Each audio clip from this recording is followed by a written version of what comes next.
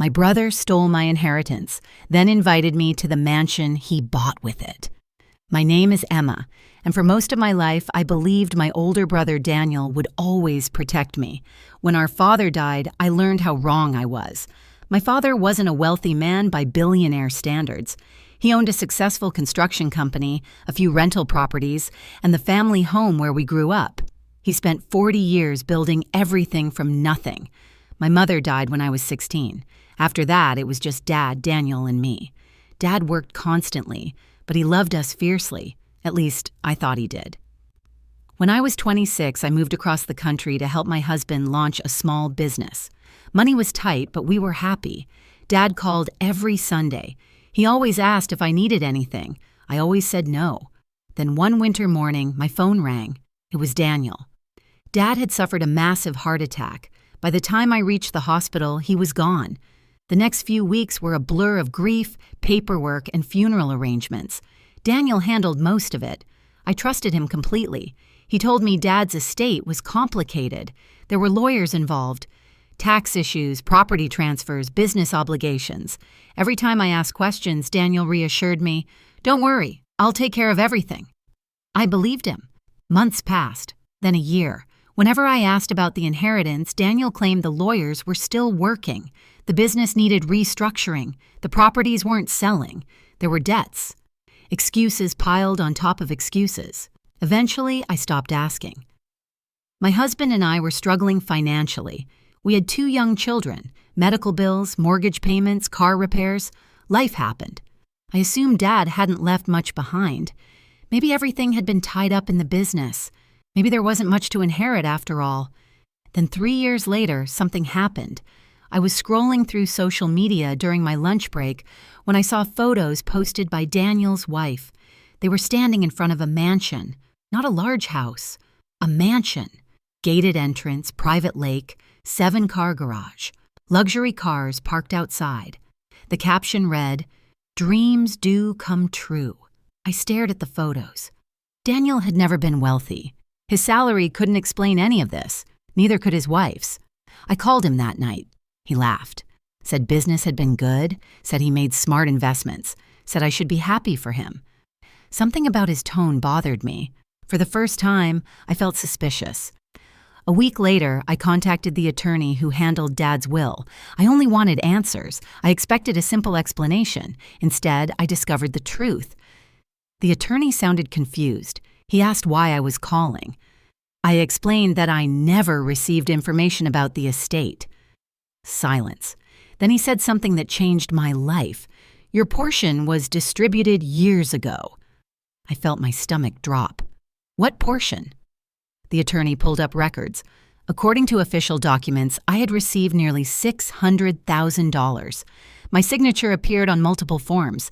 Funds had supposedly been transferred to accounts under my name. I had never seen a penny. I had never signed anything. The attorney immediately realized something was wrong. Within an hour, he emailed copies of every document. I printed them at work. My hands shook as I examined them. The signatures were fake. Not even good fakes. Someone had forged my name repeatedly, over and over, every transfer, every approval, every authorization. One person had access to all those documents, Daniel. I spent the entire night reading paperwork. The deeper I dug, the worse it became. Dad's estate wasn't worth $600,000. It was worth nearly $3 million. The construction company, rental properties, investment accounts, life insurance, everything. Dad had divided it equally between Daniel and me. Instead, Daniel forged documents and transferred my entire inheritance to himself. For 3 years, he lived like a king using money that belonged to me. The mansion, the sports cars, the vacations, the luxury lifestyle. My children shared a bedroom while his family lived in a palace. I couldn't sleep, couldn't eat, couldn't stop shaking. The betrayal wasn't just financial. This was my brother, the person I trusted most after Dad died, the person who looked me in the eye and lied for years. The next morning, I contacted an attorney named Rebecca Lawson. She specialized in estate fraud. After reviewing the documents, she became very quiet. Then she looked directly at me. "This is one of the clearest fraud cases I've ever seen." For the first time since discovering the truth, I felt hope. Rebecca moved fast. She subpoenaed financial records, property purchases, bank transfers, business accounts, everything. Within weeks, the evidence became overwhelming. Daniel didn't just steal my inheritance, he spent it recklessly. Over $1 million disappeared into luxury purchases. Cars, boats, designer watches, private club memberships, exotic vacations. There was almost nothing left. When Rebecca showed me the spending records, I felt physically sick.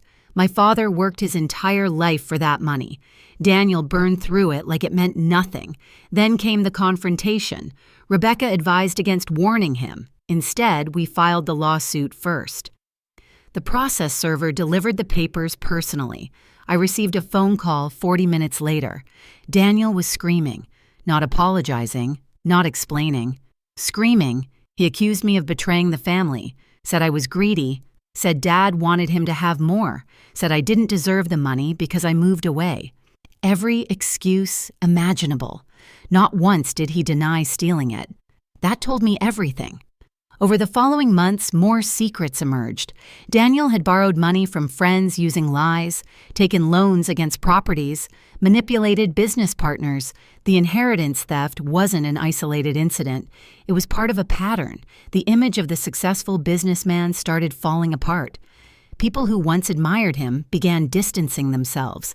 Then something happened nobody expected. A former employee from Dad's company came forward. He brought emails, internal records, conversations, evidence showing Daniel planned the theft before Dad was even buried. I remember sitting in Rebecca's office reading those emails. One message was dated 3 days after Dad's funeral.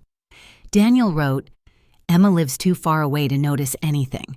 By the time she figures it out, it'll be too late." I had to put the paper down. That sentence hurt more than losing the money, because it proved this wasn't panic. It wasn't desperation. It wasn't a mistake. It was calculated. He looked at his grieving sister and saw an opportunity. The case exploded after that. Daniel's attorneys pushed for mediation. They wanted a settlement, fast, quiet, private. Rebecca explained why. If the evidence became public in court, Daniel could face criminal consequences, not just civil liability, real criminal charges for forgery, fraud, identity theft. The man who spent years acting untouchable was suddenly terrified. Mediation took place 6 months after the lawsuit began. I hadn't seen Daniel since the day he called screaming. When he entered the conference room, I barely recognized him. The expensive confidence was gone. The arrogance had cracks. For the first time, he looked nervous. The mediator asked him to explain himself. At first, he tried minimizing everything, claimed there had been misunderstandings, miscommunications, accounting mistakes. Then Rebecca placed the forged signatures on the table. Beside them, she placed verified examples of my real signature. The difference was obvious. Daniel stopped talking. Then she produced the emails. The room became silent. His attorney looked exhausted, like he already knew the battle was lost. Hours of negotiations followed, back and forth, arguments, excuses, offers, counteroffers. Eventually, the truth became unavoidable. Daniel admitted everything, not because he felt guilty, because he had no choice. The settlement required him to surrender the mansion, sell multiple luxury vehicles, transfer ownership of remaining investment properties, pay restitution over 10 years. Most importantly, he signed a written admission acknowledging that he intentionally stole my inheritance through fraud. I watched him sign, the same hand that forged my name for years, now signing a confession. I expected satisfaction. Instead, I felt sadness, because no legal victory could restore the brother I thought I had. That person never existed. Months later, the mansion sold, the cars sold, the boat sold, the lifestyle disappeared. Daniel moved into a small apartment. Friends vanished. Business associates disappeared. People stopped answering his calls. It turns out many relationships survive success. Very few survive exposure. I used part of the recovered money to pay off my mortgage. Another portion went into college funds for my children. The rest I invested carefully. For the first time in years, I felt secure. Not rich, secure. That mattered more. 2 years after the settlement, I received a letter. Daniel wrote it himself. No lawyers, no legal language, just a letter. He admitted he spent years blaming everyone except himself, admitted he became obsessed with appearing successful, admitted he envied the relationship Dad and I had. He claimed he was trying to become a better man. Maybe he was. Maybe he wasn't. I didn't know. And honestly, it wasn't my responsibility to figure it out. I folded the letter and placed it in a drawer. I never responded. Not out of hatred, out of peace. Some people think forgiveness means restoring access. It doesn't. You can forgive someone and still keep the door closed. 5 years after discovering the theft, I stood outside a small lake house I purchased with recovered funds. Nothing extravagant, nothing flashy, just a quiet place where my children could fish on weekends and build memories. As I watched them run toward the water laughing, I thought about my father. For years, I believed Daniel stole my inheritance. But the truth was more complicated. He stole money. He stole opportunities. He stole time. But he didn't steal what Dad actually gave me. Integrity, resilience, the ability to rebuild. Those things couldn't be forged, couldn't be transferred, couldn't be stolen. Daniel spent years chasing the appearance of success. I spent years rebuilding a real life. In the end, only one of us succeeded. Sometimes people ask if I regret suing my own brother. My answer is always the same. I didn't destroy my family. The person who forged my name while I was grieving destroyed it. I simply refused to let him get away with it. And looking back now, that's the decision that saved the rest of my life. Because the day I stopped protecting the person who betrayed me was the day I finally started protecting myself. And that changed everything.